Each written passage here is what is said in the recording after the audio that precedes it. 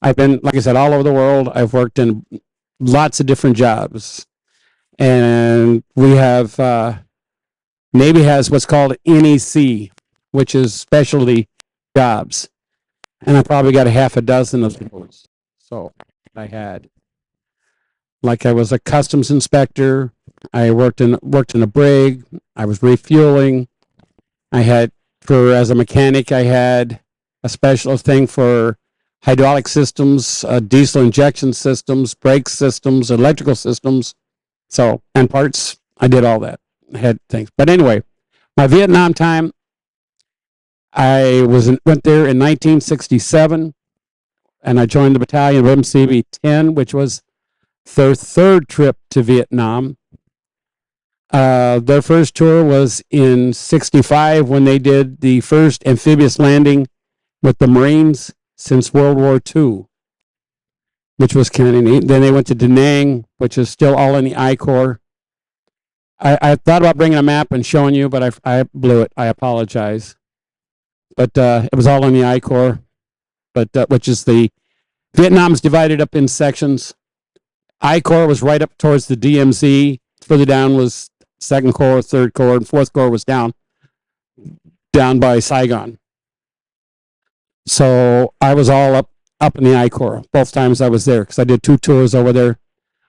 But the first tour I went there, we lived in pup tents amongst the Vietnamese graves because we were going to build a runway and a new camp. So the Vietnamese had to remove all their graves so we could build a runway. And do you guys know anything about graves like in Louisiana, how they have their graves are above ground? They put them in those vaults. They're like a vaults above the ground because of the water level, because it's so high. Well, there was the same thing because we were right there on the river that they couldn't. So they're all up on like caskets or vaults or whatever was above ground. So they had to remove all them. And like I said, we were sleeping in our 2-man pup tents for a while until they've got some huts made up for us. But so we did that. But we had to do a runway, and it was on all sand. Do you know, like, you guys have all probably been to the beach and you see really pretty white sand? Have you imagined building a runway on that where you can land aircraft, big heavy aircraft on it, like jets and everything, land on that? We had to do that. And we did it. And within a little over 30 days, we did a runway. I got some pictures I'll show you on my tablet here. But we had to, it was over 30 days. We built a runway where you could sign a C-130, which is one of their best cargos they've had around forever, cargo planes. It can land and take off without assist, and a turnaround and a parking apron. And the length of it and everything is still a record. It hasn't been broken. In just over 30 days, from moving the grave sites to doing the ground and doing all that. And so I did that for the first 2 or 3 months I was there in Vietnam. And then I was out in perimeter. I got to be security around the perimeters. We have the Seabees we protect our own property. We build and we fight is what our motto is. If we build a base, we protect it. We got to know how to use every weapon that the Marine Corps has. And we have to be proficient in everything they have. Because there could be a time that they have to go out and we have to protect our own property or whatever we made and our own people. So we have to be able to do that. And we have to qualify every year with all those guns, which is kind of fun.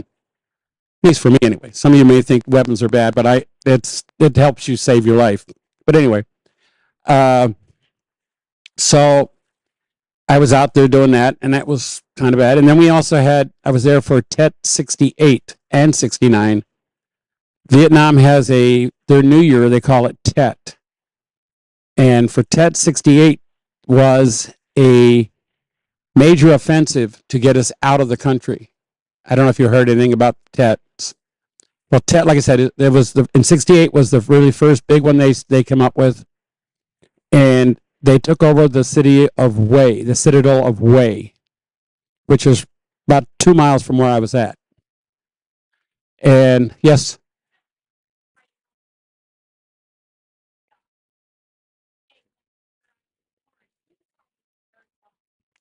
I was in the 20s. I turned 76 in July. My wife is 10 years younger than I am. But like I said, so 68. And so we had Army around us at the time. They all left. The Marine Corps left. So we were already on the line anyway, but we had to double up what we had on the line because we were getting rocketed and mortared all the time because they didn't want us doing anything. But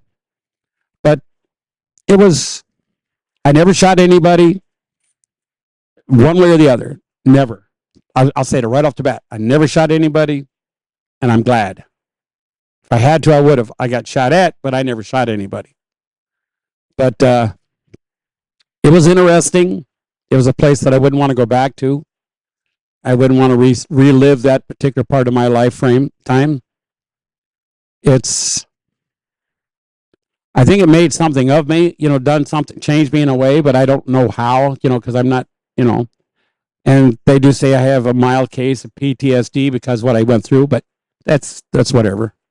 But the second tour I went over, I worked in the garage most of the time as a mechanic. I worked on heavy equipment, dozers and stuff. And we had a few really heavy pieces of equipment like cranes and stuff. And we had some earth movers that they loaded themselves, and they were called self loaders, but they would take a 24 cubic yard bucket and they'd fill it by themselves. Neat. The tires are way taller than me, but try changing the tire in the sand. It's not fun. But other than that, like I said, I don't know really what to say. I'm not used to this, so I apologize. Like I said, if anybody got any questions, I'm nervous. Don't ask any questions. Ask me. I'll answer it. Please, ask me some questions. Okay, that's fine.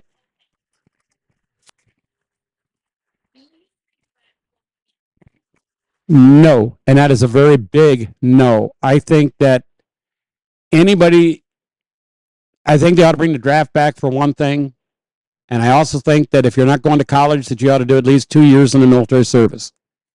For a reason, my reason is that it gives you an idea that it teaches you to be respectful to your people, to other people. It teaches you to make sure that when you get a job, that you do the job, you don't walk away from it.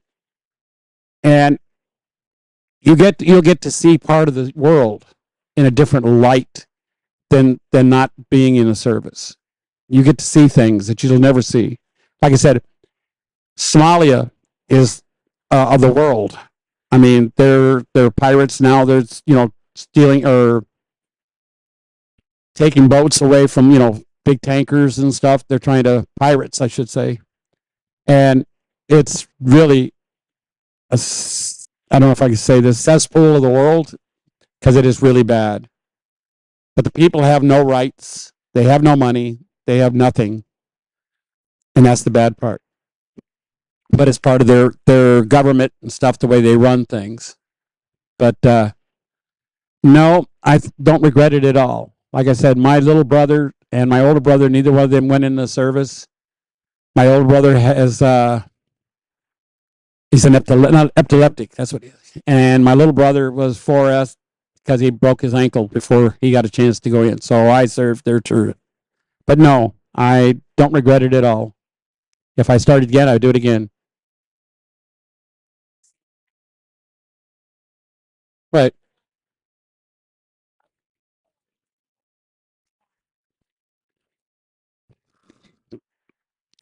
That's a hard one. No, I'll answer because I need to know. It's just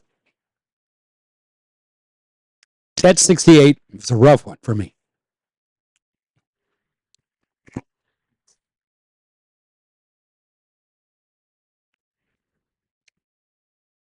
My friend that I went to high school with was a Marine, and he was in Vietnam, the 67, 68 time frame, and he was at Quezon. And when Quezon got overrun, he got killed. He got wounded 3 times before he got killed. Sorry. I don't usually talk about that because it does do this to me.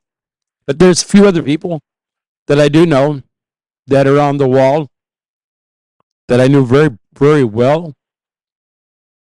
And I was stationed in Virginia just before I got out. That's when they put the wall up, the Vietnam Memorial Wall, and it took me a couple years to get the cojones. I'm trying to say the word because there's too many ladies around. I'd say something else, but cojones, huevos, whatever. I'm trying to be nerve to go because of this. So I went and I made it about halfway through, and that was it. I walked out, and there were some army guys. They had at that time they had lots of tents where you could buy vendor, stuff. And the guy grabbed me and took me behind the tent, sat me down, gave me a cup of coffee, and said, "Here, sit down, and relax. We've all been through it." And it's a very emotional for me. And I haven't gone in the last 5 or 6 years, but I used to go every year to see my friends. But it's easier now, but it's still very emotional when I think about that type of thing. But yes, I do have some friends on that wall.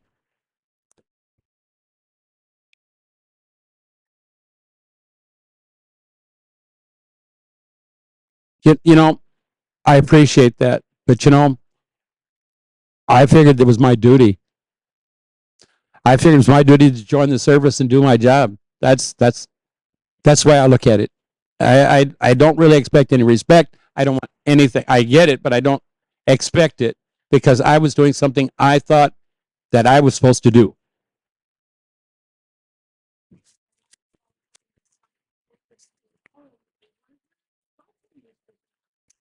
When we got home, we flew onto on the CB base. We went to our base. We had to wear civilian clothes off base. We weren't allowed to wear our uniforms off base. When we left the base, we had to go civilian clothes to leave because that particular thing.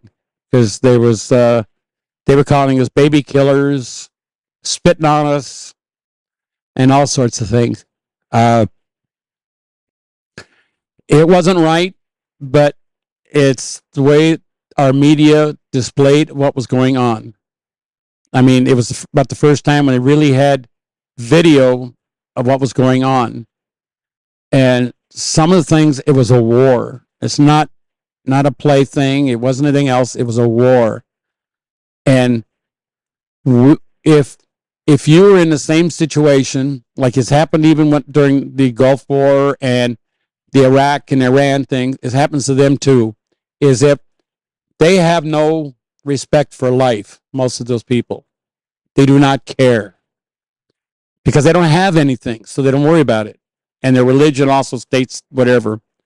But they'll take a kid or something and strap a bomb on them and have the kid walk up to a group of people, a group of military, and figure that they won't shoot them. And then when they get up there, they blow them up. Well, what would you do? I mean, it's saving yourself is what you're trying to do. So, I mean, I don't condone it. I don't think it was right, but sometimes that happens.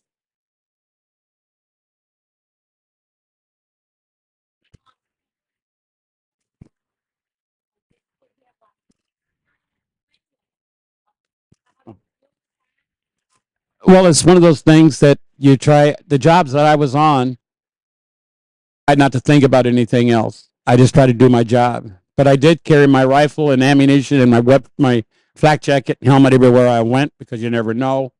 And at night, your flak jacket, your helmet, and your gun was sitting right next to you by your rack when you went to bed. And yeah, because you never know. Sometimes we get rocketed in the middle of the night, You get up and go to the bunker. You get back and you hold the roof of your shit where you're sleeping. If you hadn't got up, it's oh yeah, online when I was online. But yeah, but I mean, you can't. We weren't allowed to shoot back because there was. We didn't know if there was a long range Marines or Army out in front of us, and there was NVA in front between us and them, and they were shooting at them. We don't know who it was. We couldn't tell because it's dark. You can't see. We're not going to, it's lit up. You still can't tell because it's all brush. You don't know what's going on. So you can't, if you shot back, it could be a fellow American that you're shooting at. Even though he's shooting at somebody else, you still hear it. You don't know. So we couldn't shoot back.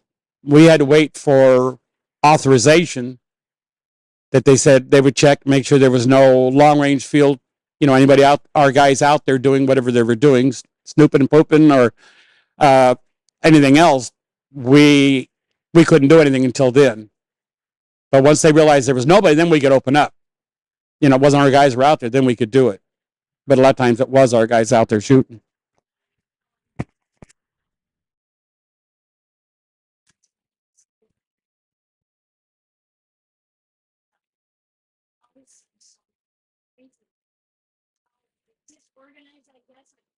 It was organized chaos because it just, you never knew from 1 minute to the other.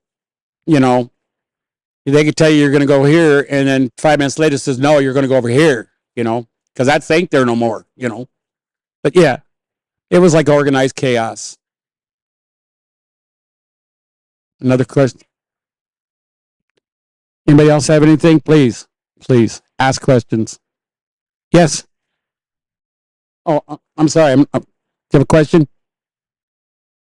Yes. You have to speak up. I don't hear real well. I can't see you from his head, but hold on a second, please. I don't hear real well. I've lost a lot of my hearing. So from things that I've done. So no, you have to speak up to me, please.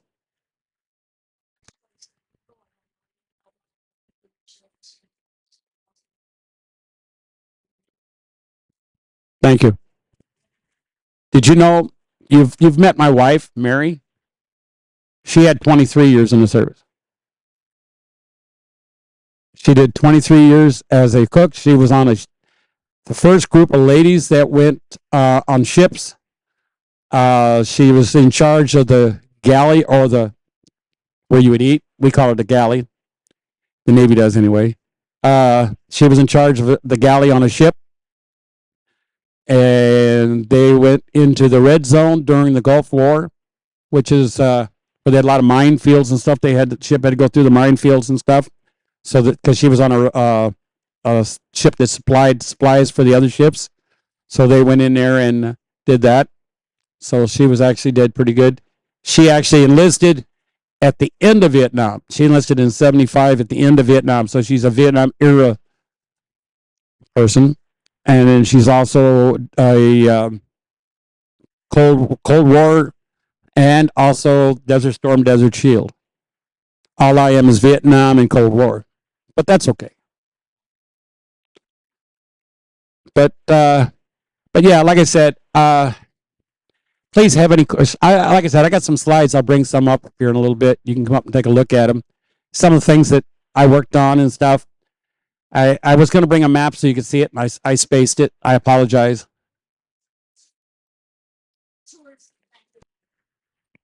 They were both 10 to 11 months. Because, see, me being a CB and being a mechanic, all the equipment that the battalion has to go through it's called a beep. And so we have to go over every piece of equipment before the battalion is coming in. If it's my battalion going in, we have to go over every piece of equipment that the battalion has to make sure everything's right. If it needs anything, we can get it ordered or whatever. Have to inventory all the tools that the battalion has. So we're usually there about a month before everybody starts coming in. And then So consequently, it's a 9-month tour. So you're already there 10 months. Well, now when you're leaving, everybody else is leaving and you're still there because the new guys are coming in to do the same thing you just did 9 months ago. So it was like, I think I ended up with almost 23 months. Yes, in the back of the room.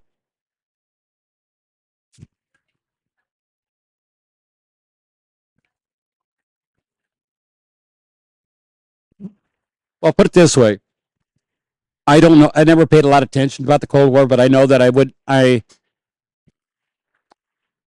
in different places where I didn't have to worry about that. I'd had to deal with it because I was during that time frame. I was either in Seattle, station in Seattle, or a station in some other place that I really didn't have a lot to do with it. But it was all touchy there for a while because you have two superpowers. Both of them got lots of nukes. Both of them have hair triggers. Us and them. So it could have gone wrong. Somebody could have just sit there and hiccuped, and we could have had a problem. But it didn't work that way. We were lucky.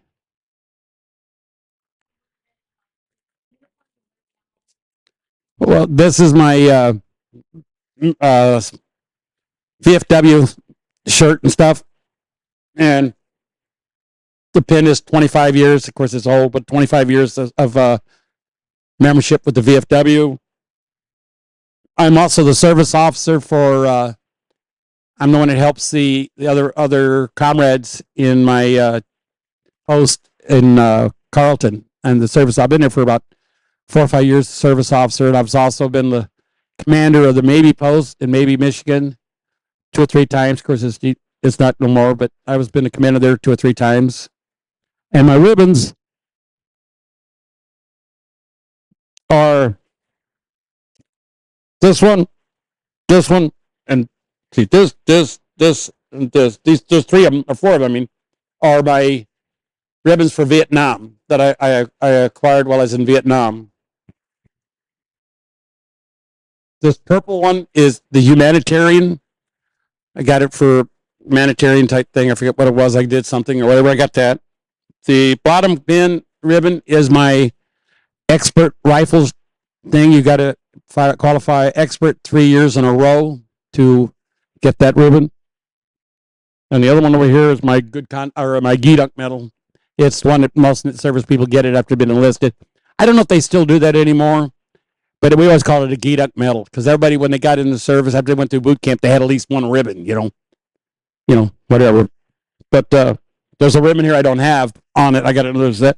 But this one here with the Marine Corps emblem on it is my Vietnam service ribbon. And it's actually wrong because I rate it as for campaigns. And I was through 8 campaigns, so I have a silver star and 2 bronze on mine.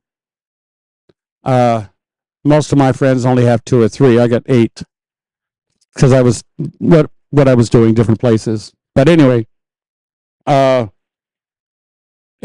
this one here, maroon one, is my good conduct, and I have 5 good conducts.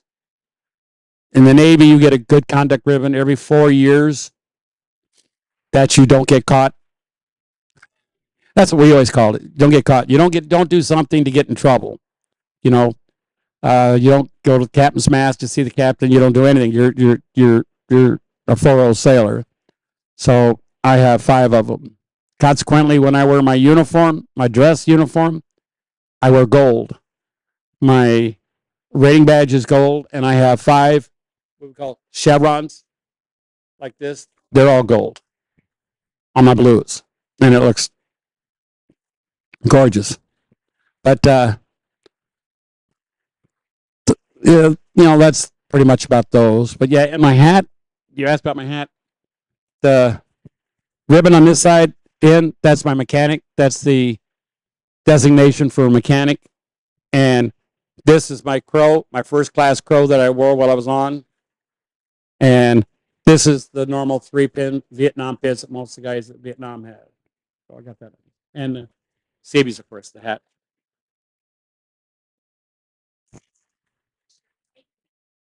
Sure, that's fine because it's not real big. So